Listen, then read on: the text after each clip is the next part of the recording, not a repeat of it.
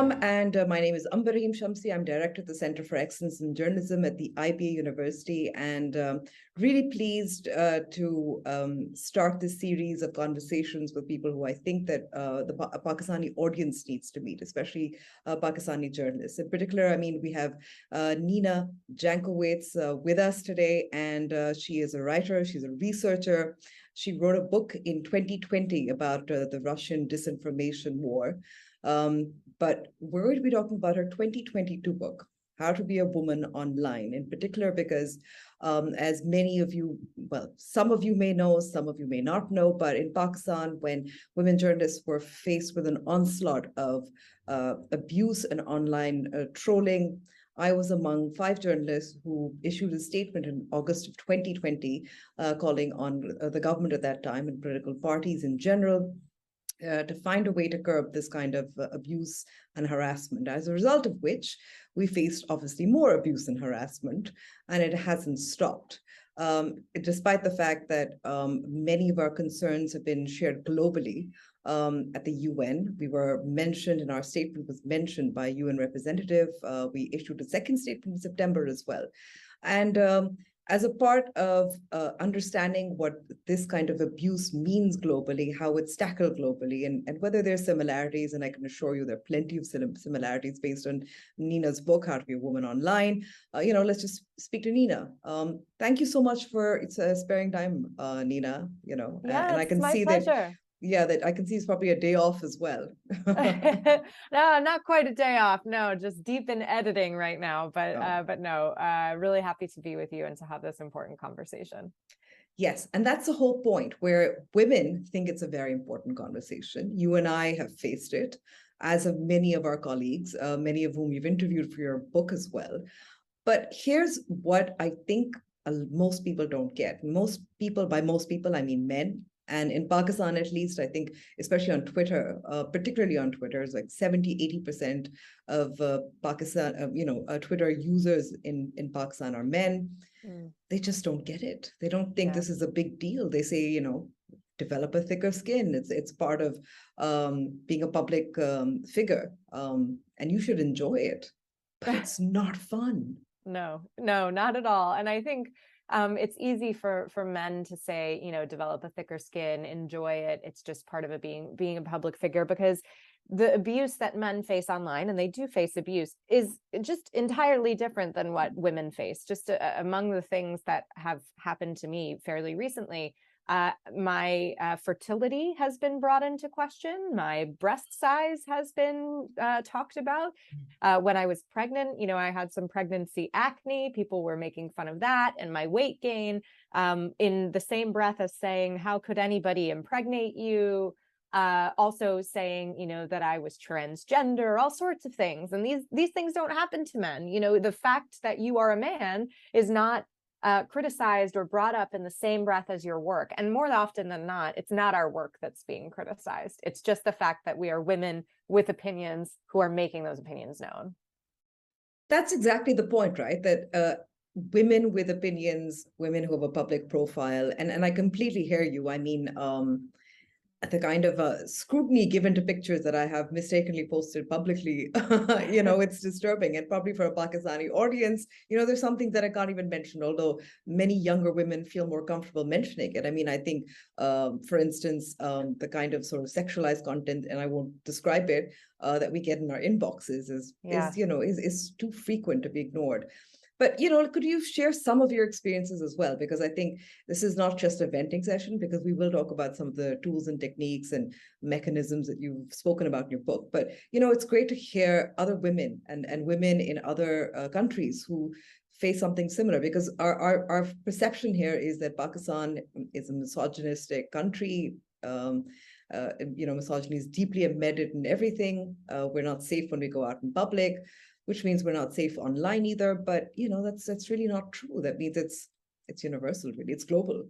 Yeah, it's 100% global. And I think that's part of the reason that we face such skepticism about the existence of gendered online abuse in the first place, because especially in the United States and in the UK and in Europe, people are saying, oh, it's post-gender society. We all have equal rights now. And that couldn't be farther from the truth, particularly online, where we live so much of our lives these days, especially amid the pandemic. We rely on the internet for work, for shopping, for connection with our friends and family. And it's become a really hostile place for so many women. So my story is a bit long at this point. I started encountering a lot of and thinking about, in a scholarly way, gendered online abuse and disinformation when I was researching Russian disinformation. And I kept interviewing these women activists in places like Georgia and Ukraine who were hit with really disgusting, grotesque, sexualized narratives that were clearly coming from Russia in an attempt to undermine and silence them. They were all opposition figures in those countries and anti-Russian figures. And so I started to write and research more in depth about the gendered dimensions of disinformation. We had talked a lot about race and economy and social issues, but we didn't talk about gender. And I thought that was really strange, given that so much disinformation during the 2016 US presidential election was targeted at Hillary Clinton. And so I started doing more of this research in addition to the work that I did on Russia. Ahead of the 2020 election, I was debunking some narratives, false narratives about election interference related. Essentially, the claim was that the Democrats were going to throw the election, and this ended up, of course, being the "quote unquote" big lie that everybody talked about after the 2020 election. So I was debunking that at the time, and that got me some attention from the far right of the spectrum, the political spectrum here in the States. And I had a very intense 1 or 2 days of trolling, maybe about a week tops, where my mentions were flooded with some unsavory things. And that I thought was going to be the pinnacle, right? That was going to be the worst thing that ever happened to me. There was anti-Semitic stuff. There was, of course, extremely misogynistic and sexualized stuff. Some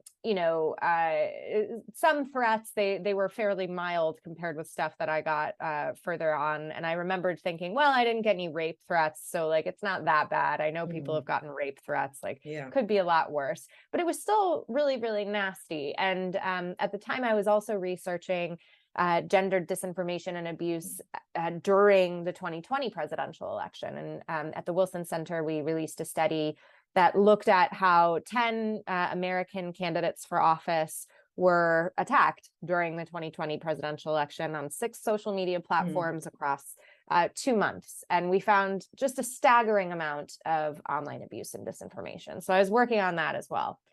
Fast forward to 2022, when I took a job within the Biden administration to counter disinformation as kind of a coordinating body within the Department of Homeland Security called the Disinformation Governance Board. When this board was announced, a lot of people on the far right and some folks on the far left as well thought erroneously and claimed erroneously that the board was going to be a ministry of truth, that it was going to censor people, that it was going to, intimidate people with weapons and things like that if they posted content that we didn't like. And so that obviously wasn't true at all. And the department did a very bad job of countering that narrative. In fact, they did very little at all. And as a result, that informational vacuum was directed toward me. People filled in that informational vacuum with tidbits about my life, which to that point had been very much lived authentically and online. I love musical theater. I post pictures of my pets. All of this became fodder for a gendered abuse campaign against me. And at the time, I was 8.5 months pregnant.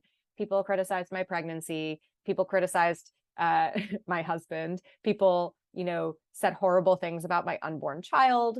There were death threats against me and my family. Again, all of those sexualized things and gender-based insults that we heard before. It just didn't stop. And as a result, in addition to the fact that, the administration did very little to stick up for me, to call out how horrific the attacks were, I just decided that my time would be better spent outside of government. They made the decision to pause the Disinformation Governance Board and later to completely obliterate it. And while they said I could stay on and advise on disinformation related issues in the government, it just didn't seem like the place for me to be able to do work and to speak out about the horrible things that are going on online right now. And I'm very passionate about if I've had to go through this experience, at least I hope to change things for people in the future, the women who come after me. So I try to talk about it as much as I can. Yeah, and I think there's a line in your book that really resonated with me because I think it echoes the anger and the outrage we all feel, partly because it's normalized so much. When I asked you the question about thicker skin, but I'm going to quote you here. Watching them objectify me is not easy. Watching them deny me and other women our basic democratic and human rights is not easy. And watching these attacks be ignored as a cost of doing business in an age where an online presence is all but required is enraging. Yeah. But that's the thing. I mean, that's a trade-off that you speak of, and that's a trade-off that we all feel, that in order to remain online, in order to promote our work, in order to be vocal and not be silenced, we can't be. You spoke about this just now as well. You're just slightly less authentic. Yeah, absolutely. I mean, I have to go through all sorts of hoops now before I post anything, especially with a baby. We're not sharing our child's face online because, even on Facebook, where my account is now locked, I've had people leak posts that I've made to Fox News. It's just like, what the heck is going on here? So we can't post pictures of him on Facebook and share, our joy and our new child with our friends and family. I don't post pictures of where I am in real time anymore. So if I'm traveling, like I wait until I'm well away from that location. I don't post pictures of the outside of my home. I don't, it's never ending. And then I also have to think, okay, if I make this joke or if I want to post me engaging in a hobby or post one of my pets. My pets ended up in a Daily Mail article. I don't know why that's of public interest, but that was one of the things that the Daily Mail decided it's a to good post. thing they can't read. Yes, yeah, exactly. And they'd probably like the attention anyway, to be honest. But I mean, it's just exhausting to have to think about all of that and to have to, after years of living a fairly carefree online existence. I grew up in a generation where, like, with every new piece of technology that came out on social media or the blogosphere, I was on it, right?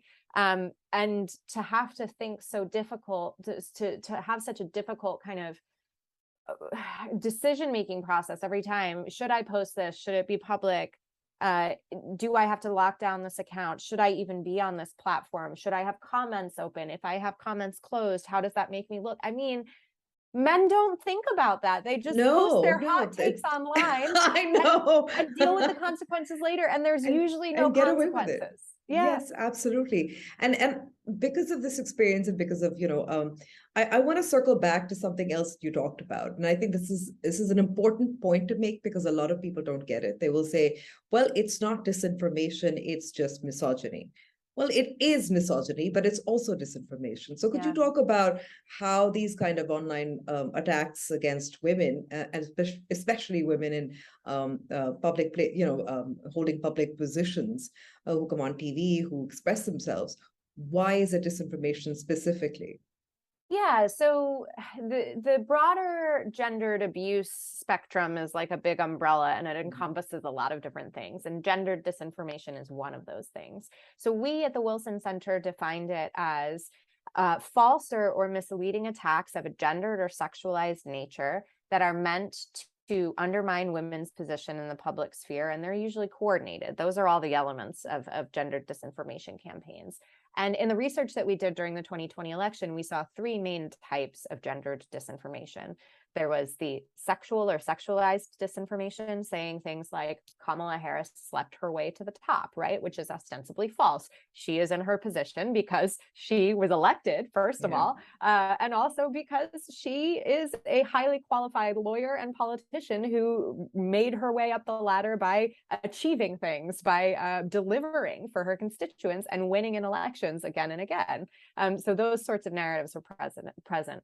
We also saw transphobic narratives. So a lot of times across borders, this is a pretty prevalent claim, that women in positions of power who are outspoken can't possibly be women. They're secretly men because they exhibit these masculine, powerful traits, and they're secretly transgender. So that's one that we saw a lot. That's been lobbied against Kamala Harris against Jacinda Ardern, and many other women. And as I mentioned before, I've gotten that as well. And I didn't realize until I did that research that actually this is a trope that misogynists use across the board.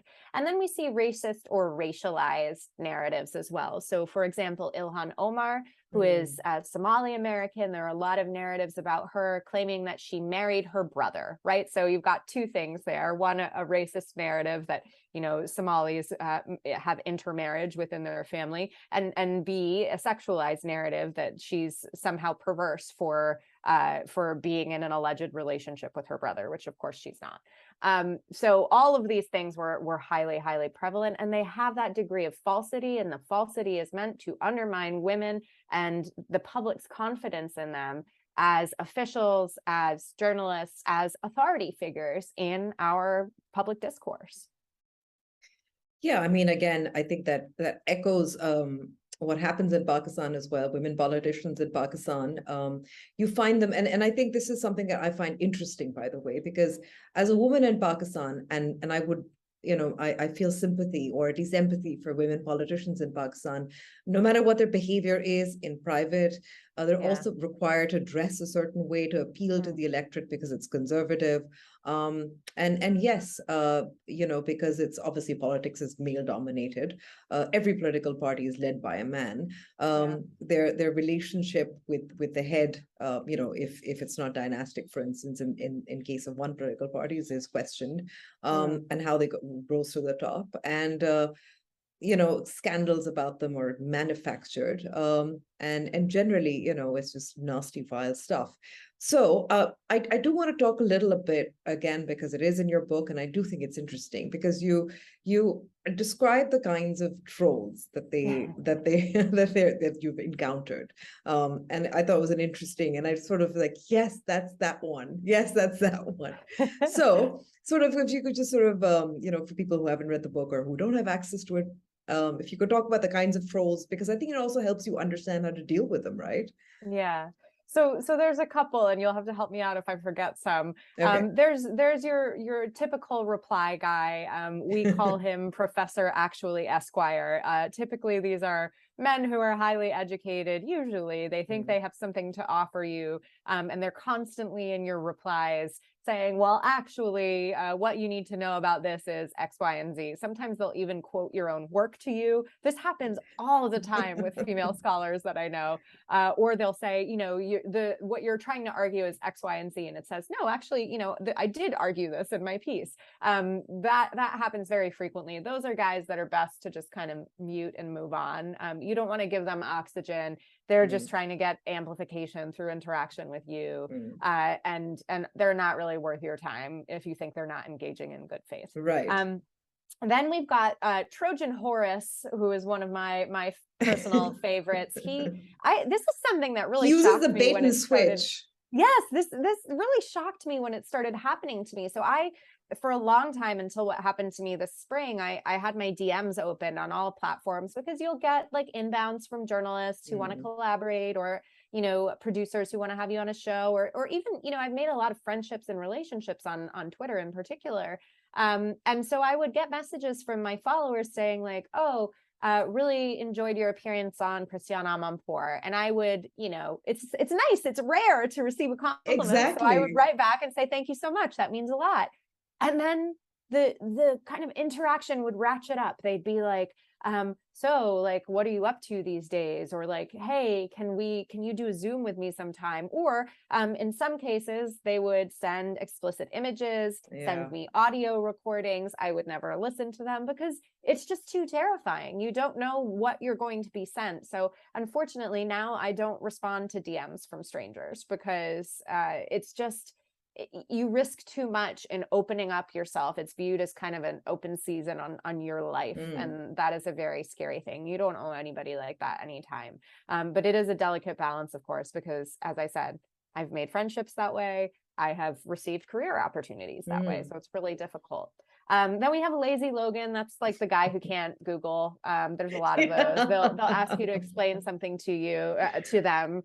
So you'll say something. Let's see. I talk about doxing a lot when a woman's or anybody's public or private information is made public. And so I said, doxing, blah, blah, blah. And the guy would say, what's doxing? Like, they can go and Google that, but they want your time. They want you to tell They them. want your attention. Yeah, exactly. And then we've got the old man. I like to call him Dwight Dooley, 1936 at hotmail.com. So this is the guy who writes you, usually an old guy, right? He's taken the time to look up your email address, and he writes you an email in all caps telling you that you don't know anything about the world because you're just a silly little girl. Or alternatively, he'll accuse you of being a tart or a slut or whatever. It's amazing to me that there are so many men in the world who write emails like that. I've received like maybe one or two unsolicited emails after a TV or radio appearance from a woman, and just yes, I can really relate to men. that because I do TV appearances. Yeah. Even though I'm no longer a working journalist, but I do comment, and I instantly get on Instagram, on Facebook, or DMs. There's a there's a long line of men who want to befriend you. Well, or befriend, or they think that they have something valuable to say to you, the expert who's just been on TV or the radio or writing a piece about this stuff, and we really need to hear their opinion. That's what they think. And I just can't imagine taking time out of my day to look up someone's email address and then either send them harassment or just write a long email about what my opinion is to them. Like, I just can't imagine inserting myself into their lives that way, but men think they have the right to do that. They do. And so, like, one of the ways to deal with that, of course, is to put good filters on your email, to not open DMs from strangers, et cetera, et cetera. But it's exhausting to just constantly be receiving this barrage from all of these folks. I do want to talk about the exhaustion and how to deal with it. But I think, what helps in terms of defining satirizing these trolls as well is that it actually, I think, helps you see them differently, diminishes them in a way. But I think out of the trolls that you sort of defined, the one that I find most dangerous, and they exist in Pakistan, again, because it is a conservative country and there's many religious bigots who you don't know, they could recognize you on the street or they know where you work, for instance. And these are, who you describe as anti-feminists or incels. Because again, it happens a lot in Pakistan. We have something called the Aurat March, which means Women's March, and it's something that has been happening for several years on 8th March, where young women in particular feel that they need to express themselves, and they feel safe because it's a march of women. But if you support, if you attend, if you cover as a reporter, if there's a hint of support for anything that is vaguely feminist, again, the abuse opens up. So do you think that this is the kind that's the most dangerous? Yeah, they're the kind that's the most dangerous, and the ones that, frankly, I would recommend just blocking immediately. So I used to not block people because I said, oh, Twitter's an open platform, I'm here to like engage with people. No, block them, because you don't want to give them access to you. You want to make it as difficult as possible for them to gain access to you, your thoughts, your tweets, whatever. And if you block them, then they'll have to either open an incognito browser window or they'll have to create a second account to get to you. You want to make that difficult, because these are the people who will be sending the violent threats and imagery or the extremely sexualized, grotesque stuff. That doesn't protect you entirely, of course, but making it more difficult hopefully dissuades them a little bit. Sometimes blocking people can inflame them a little bit more. They wear it as a badge of honor, and that's fine. Like, whatever. Yeah, they'll tweet about it later as well. It's an honor to have been blocked by so and so, by you. She doesn't believe in free speech. Yeah. Well, which is funny because then when I, will post images of some of the abuse that I've received, I take screenshots of it and remove the individual's kind of avatars and things like that. They'll be like, well, why don't you just block them? And I turn around and say, but you just told me that I'm not allowed to block people because of free speech, right? So which is it? They can't seem to decide on that. So, I mean, that's a coping mechanism. And I think many of us have developed our own. So could you sort of talk me through, given, your conversations with other women who face similar torrents of abuse and harassment, what is a coping mechanism that sort of works? And does it depend on who you are and what the troll is, or? Yeah, Anything? And how I do you think they're stick to a highly plan, like a yeah, they're diet highly plan? personal. I Mm, mean, I think I know a lot of women, including women who are at the top of their fields, who, when they're getting trolled, will lock their account and just not go on whatever platform it is for a couple mm, of days. And that's personally not how I like to do it. As exhausting as it is, I do find strength in resisting and persisting. mm, But for some people, that's just not possible. So they lock their account down and will wait for it to die down, and then unlock their account and continue engaging. For me, I give people one interaction to prove that they're operating in good faith.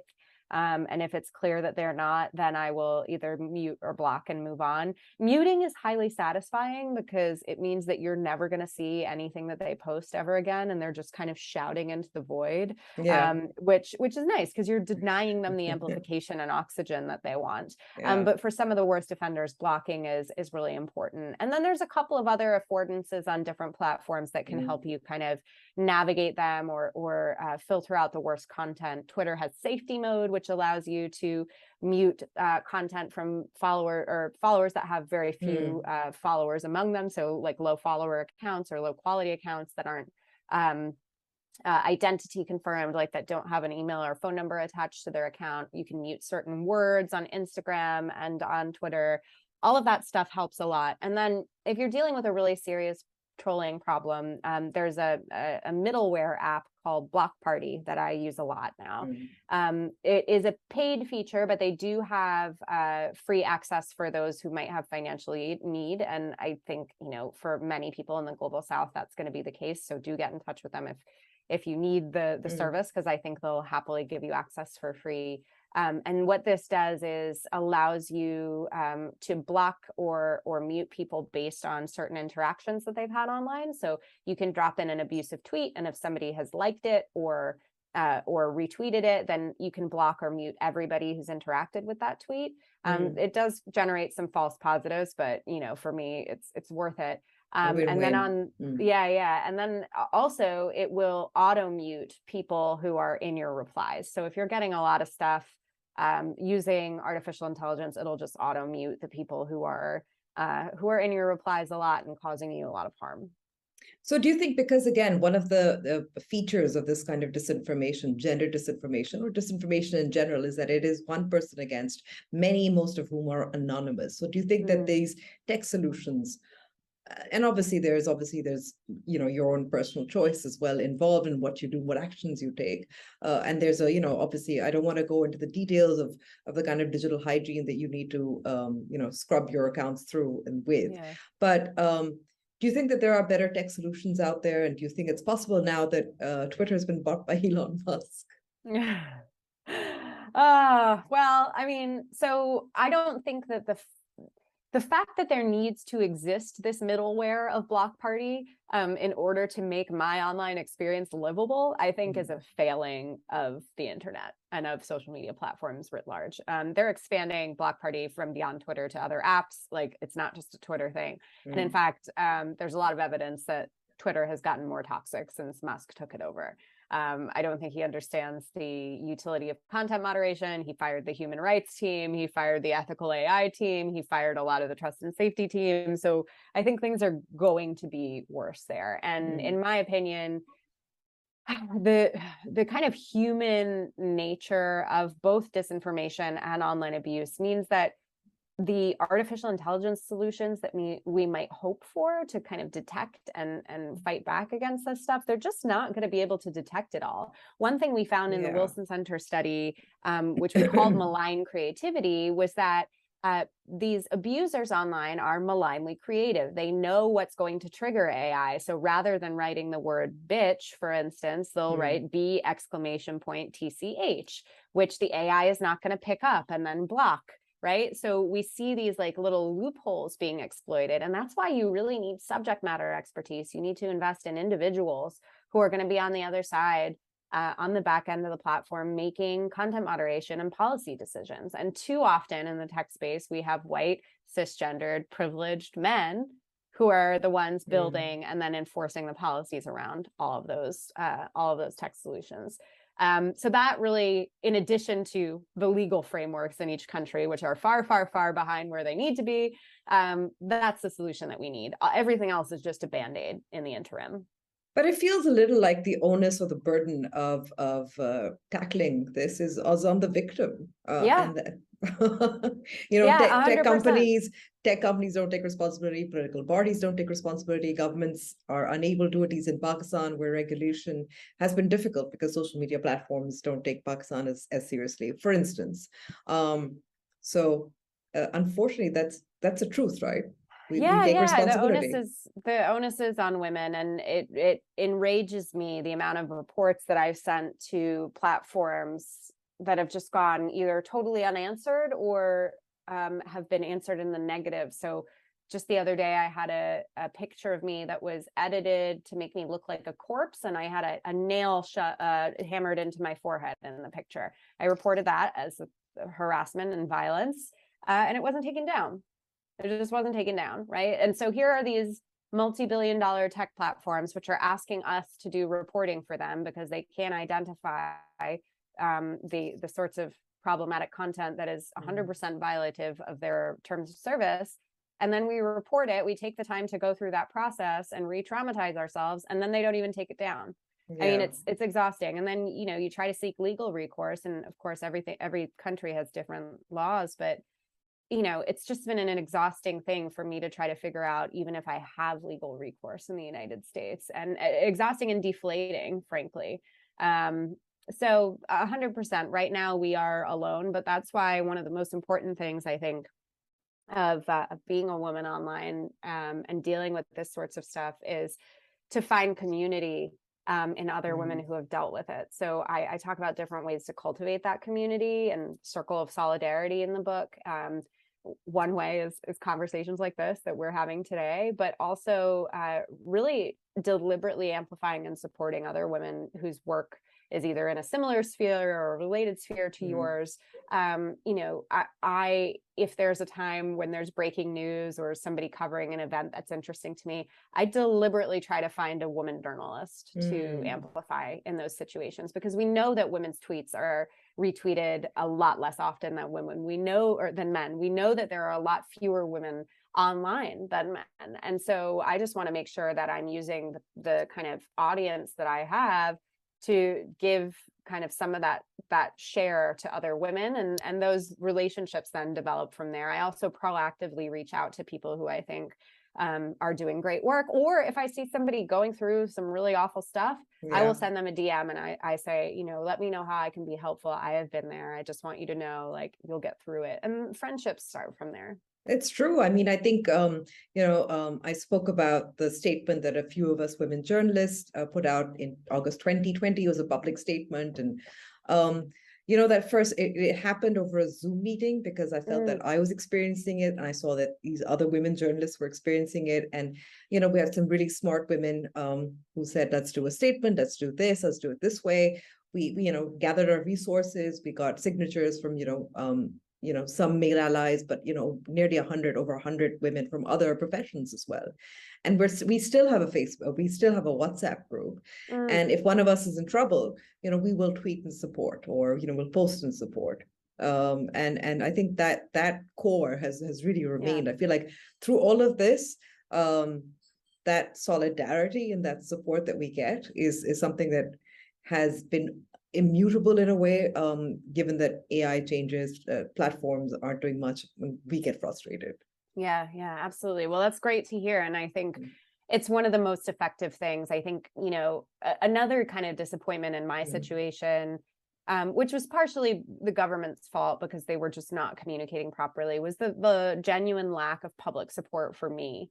While I was the main character on Fox News, some of my fellow researchers in the disinformation community, some of them reached out privately, and that's nice. But what would have been really nice would have been, public support and statements in support of me, because it felt extremely isolating. And I think until you go through it, there's a real fear and lack of understanding of what that person is experiencing, who's at the center of those campaigns. And that's why those public expressions of support, those really fulsome kind of outreach to others is so important.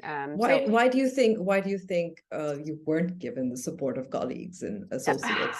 I think it was because it was something related to the government. There wasn't a lot of information out there about what we were doing. I couldn't talk about it. And so they didn't want to get egg on their face, basically. They didn't want to be associated with something that seemed to be kind of evil, even though it wasn't.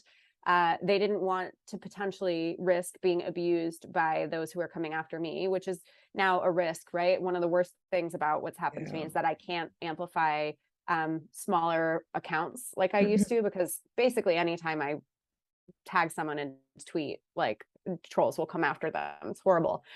So I think they were worried about risking that, but you know, and I'm not saying it would have changed the decision that I made, but it was just a disappointing thing, because this is exactly what we all study, and yet they just watched it play out to somebody in their community because of fear or confusion, when they could have just asked me what was going on. And so, yeah, that still disappoints me. I don't think I've talked about that publicly yet, but it's one of the things that I try to really live my values with. And whenever I see somebody, even if I tangentially only know them, or even don't know them, I try to reach out and say, this is horrible. I've been through this, but you're going to get through it. You're strong. We need your voice. Yeah, it's as simple as that, isn't it? So here's another question, and then I'll probably ask one more before we close, which is, have you ever wanted to meet one of your trolls? Yeah, so I don't know about meeting them. A couple of times I have tried to find the humanity, or fellow humanity, I guess we could say. So there was one older man who was sending me a lot of DMs on Facebook throughout my experience this spring. His profile picture showed him with his granddaughter. His profile, what was visible, you know, showed that he liked football, that he had been a Vietnam veteran, just like my dad. My brother is a football coach, so I spent a lot of my younger years going to his football games, American football, that is. And so I messaged him and I said, like, hey, I know you've had a lot of fun sending me all this stuff over the past couple of weeks, but I want you to know I'm a human. I'm about to be a mom. I see you've got a granddaughter in your picture. You know, here's all the rest of the stuff we have in common. And while I didn't convince him that I wasn't going to be President Biden's chief censor, I did remind him that I was a person, and he did basically apologize for having taunted me. Now, he wasn't one of these people who was sending the worst sexualized stuff, but he was still taking time out of his day to send Facebook messages to a complete stranger, taunting her about the most horrible 3 weeks of her life. And so, but that's the thing, right? Because you want to, and when you, again, I know, keep coming back to the rage, because I can so feel it, and I know other women feel it as well, which is, you want them to know you're human, you have feelings. You know, the worst of the trolling happened when my father, just after my father had died. It was COVID. You know, we were all in lockdown. It was a difficult time as it was. And yes, I was spending a lot of time online. So you just want them to know that you have feelings. You're a person, and sure, you make mistakes, but that shouldn't make you a target of that kind of heat. I just don't get it, which is why I asked that question, because I'm curious. I mean, it's exhausting. It goes back to the exhaustion thing. Like, you can't have a conversation like that with every single one of the tens of thousands of people who are sending you hate online. And I often wonder, you know, would they be brave enough to say those things to my face? They wouldn't, because they'd see me. And at that point, I was enormous. I was, you know, 39 weeks pregnant, waddling around. They wouldn't have said that. They couldn't have said that. I really don't think that when given the chance to confront me face to face, they would have been able to do that. But the question is, how do we then inject that humanity back into back into the interactions that we have online every day. And there are some ways to do that, right? Some of the platforms have introduced a little bit of friction where if you use a bad word, it says, do you really want to use this word? We want to keep this platform a nice place. And it does deter some people, but it's just too easy. And there's no accountability for anybody who spreads hate like this online. Yeah, I think that's what really gets you, that there is no accountability. It isn't like a street crime, because women face that too, right? And where at least you could have hope of some kind of, punishment or accountability. But so I'm going to ask you a last question. I think this one is really important because again, there's so few Pakistani women who are in the media, and so many are afraid of speaking up or voicing their opinion because they see how sort of bigger names, more famous names get trolled and harassed. So I think that's the real tragedy here, because there are already so few women online, so few women in public spaces, claiming, how do we reclaim that space? What can we say to these women so they aren't silenced? Because if their husbands or families see the kind of stuff that they, get, they'd immediately ask them to sort of disconnect. And that's the reality in Pakistan. Yeah, well, I think it's the reality for women in the States as well. I had the same thing happen. My mom was just like, why are you even online anymore? Right. So it's not just in Pakistan, although I think the consequences in Pakistan are probably a lot worse. I mean, what keeps me going is thinking about generations who are going to come after us. So if we cede the space to the trolls and the haters, and the people who don't want us to have a voice, that's not just ceding space online.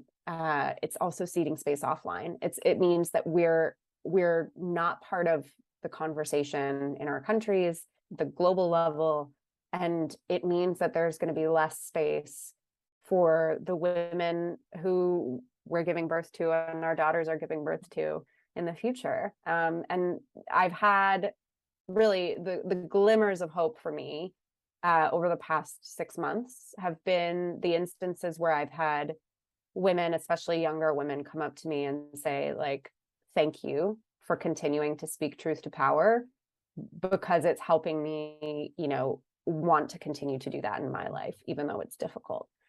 And we can't have good democracies. We can't have a free society if women's voices aren't included. We know that women being involved in policy making conversations, being involved in journalism, having the lens that only women can have about issues related to war, peace, security, children, families, caretakers, healthcare, all of these things, it makes it a richer conversation and a more equitable conversation. And that's what we need. So stay strong, do what you need to do to make your online experience livable. And that might mean sharing the burden with other people too. I wouldn't be able to deal with any of this without friends and family helping me out. But we need your voice, and the people coming after us need your voice as well. Thank you so much, Nina. I think those are the perfect words to sort of end this conversation on, because I think, it means taking a giant leap for womankind. Yeah, I hope so. I hope so. And, people who are watching, will be posting this online as well. Do follow Nina, follow her work. I think disinformation is obviously the big sort of issue of our times. And she's super smart. She has a lot of interesting things to say, and obviously show your support. Thank you so much again for taking time, especially since I know that you had work and you have a baby as well. So I'll let you get back to it, and more solidarity, I guess. All right, yes, bye-bye. Likewise, from Washington to Pakistan and around the world, for sure. Thanks for having me. Thank you. Bye-bye. Bye.